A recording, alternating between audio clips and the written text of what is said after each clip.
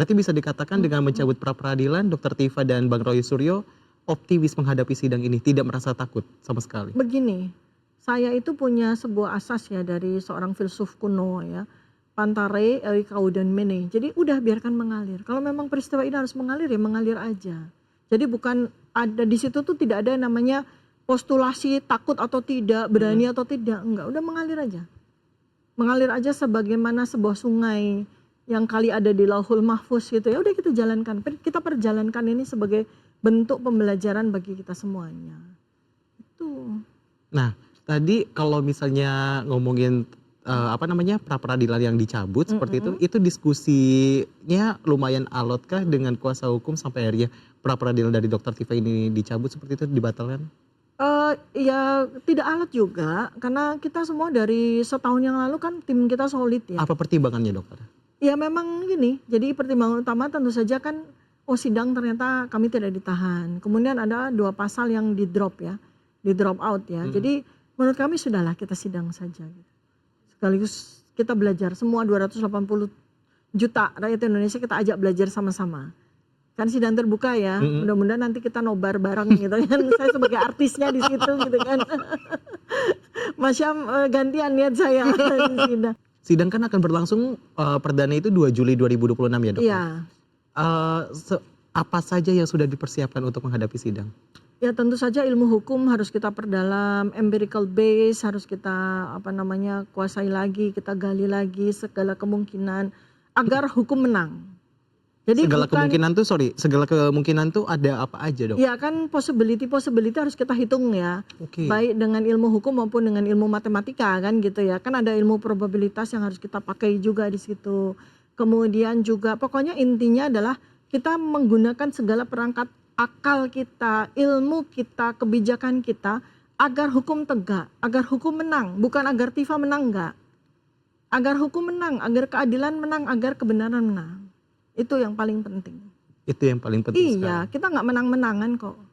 Kita justru ingin menyelamatkan wajah atau kehormatan dari semua pihak yang terlibat, termasuk mantan Presiden Joko Widodo. Kita ingin selamatkan, kita ingin jaga marwah dan kehormatan. Bagaimanapun beliau presiden, pernah jadi presiden. Kalaupun melakukan kesalahan, janganlah kemudian jadi sebuah tinta yang kayak sebotol tinta yang tumpah gitu loh. Jangan. Kita harus jaga marwah itu sebagai pembelajaran kekelaman yang tidak boleh lagi terjadi di kemudian hari. Ini kan menarik, dari pra peradilan dari Dr. Tifa kan ini dicabut ya, dok ya, tidak jadi untuk mengajukan. Tapi sementara kalau pra peradilannya dari Bang Roy Suryo kan ini masih terus berjalan. Ya. Apakah ada diskusi juga terkait dengan hal itu? Oh ya, nggak apa-apa, karena kan kita juga nomor perkara kita kan juga beda kan gitu. Sudah diinformasikan dari sejak Polda ya, bahwa kami ini split sync, artinya kami akan menghadapi persidangan yang berbeda, ya kan. Walaupun kami sekata, walaupun kami katakan dalam setahun ini menjadi satu tim, beliau adalah sahabat lama saya, tetapi ketika kita menghadapi sidang, ternyata kan memang sidang sendiri. Ini bukan soal strateginya beda-beda, enggak. Strategi kita tetap satu. Oke, Mas Roy jalan terus, saya batalkan karena memang relevansinya bagi saya udah nggak ada, ya nggak apa-apa. Bukan berarti kita jadi kayak iya, enggak. Kalau dia menggoreng kayak gitu gimana, dok? Enggak, selalu balik lagi 90, mau ikut yang 93% waras atau ikut yang 7% tidak waras? Enggak, jangan tidak, non waras. Bahasanya diperhalus. Tapi sebenarnya kalau misalnya ada yang menggoreng-goreng seperti itu, saya balik lagi penasaran seperti itu dengan kondisinya dalam tanda kutip psikisnya Dr. Tifa dan juga Bang Roy Suryo yang sebentar lagi akan menghadapi persidangan dan ini kan kasusnya udah bertahun-tahun kayak gitu loh. Ya, itu kan sedihnya ya bertahun-tahun ya, bahkan kalau dihitung-hitung dari sejak awal itu 2016 loh. 10 tahun loh. 10 tahun gitu loh. Jadi ayolah kita hentikan ini semua dengan apa? Dengan ilmu. Ilmu sudah kami kerahkan untuk menyempurnakan apa yang didapatkan oleh Pak Bambang Tri sebagai peneliti jurnalis. Sekarang kan seperti sudah saya ingatkan ya sejak setahun yang lalu. Kalau sampai Tifa dan Roy itu diperlakukan seperti ini, maka akan muncul 1000 Tifa berikutnya, 1000 Roy berikutnya. Sekarang udah muncul satu demi satu para doktor, para ilmuwan kan seperti Dr. Bonatwa Silalahi, Dr. Leonid, dan diikuti anak yang lain-lain kan sibuk sekali kan, ini sidang KIP di mana-mana. Itu nanti akan jadi orkestrasi yang menggelora karena kebenaran sudah meminta haknya untuk bicara. Jadi nggak ada artinya memenjarakan saya atau menghukum saya dengan hukuman yang tidak relevan. Karena nanti akan muncul TIFA 2, TIFA 3, TIFA 4 dan seterusnya. Itu yang dihindari.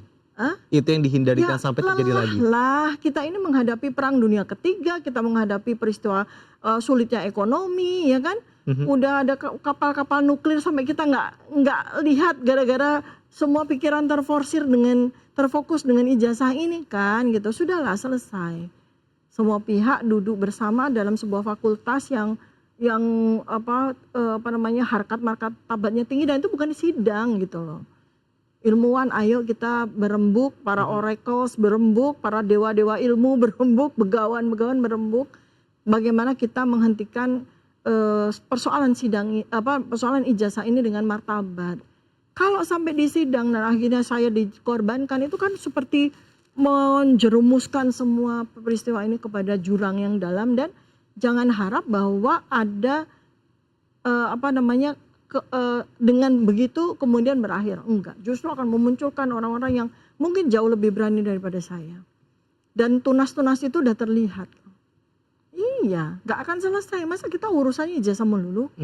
Udah terbukti kok saya dengan buku yang saya buat bersama Mas Roy kan waktu itu. Waktu Rismon masih waras juga kan. Sekarang berarti gak waras. Nah, ya iya kan, dia kan jadi 7%. Kemarin masuk 93%, sekarang terjerumus ke 7%. Kasihan sebetulnya kan, ya. Jadi janganlah lagi ada orang yang ditakut-takuti untuk bicara tentang keadilan dan kebenaran. Ya, janganlah lagi ada orang yang mudah diiming-imingi dengan segala macam gitu kan. Ayolah. Memang berat banget sekarang ini kebenaran itu digenggam seperti bara api ya. Kebenaran, keadilan itu digenggamnya itu seperti kita menggenggam bara api. Tapi itulah warisan berharga untuk bangsa dan negara ini. Terakhir Dokter Tifa, kalau ngomongin sidang perdana akan digelar 2 Juli, apa harapannya dokter? Harapan saya mudah-mudahan outfit saya cocok sama sidang. Oh ini di luar konteks. Biasa perempuan kan sibuknya di situ. Bercanda. Ya tentu saja kan kami juga sekarang ini rapat maraton simultan, tapi tetap dengan menjaga kewarasan, menjaga kami tetap optimis dan gembira. Bukan seperti menghadapi di depan sana ada tiang gantungan, enggak. Ayo kita pakai ruangan sidang itu sebagai sebuah fakultas. Bagaimana kita meninggikan ilmu ya untuk menegakkan keadilan dan kebenaran. Dokter Tifa, terima kasih sudah mau diundang dan berbincang. Sama-sama Mas Syam, terima kasih banyak. Ayus TV. Mudah-mudahan bermanfaat ya. Semoga bermanfaat dan semoga nanti kita nantikan bersama bagaimana nanti proses persidangannya. Ya, insyaallah, bismillah. Mulai start di 2 Juli nanti. Tanggal 2 Juli. Ya, terima kasih, mohon doanya semuanya. Terima kasih Dokter. Terima kasih. Itu tadi Sobat Ayus perbincangan kita di Deep Talk with Syam Hakung kali ini. Terima kasih sudah nonton. See you.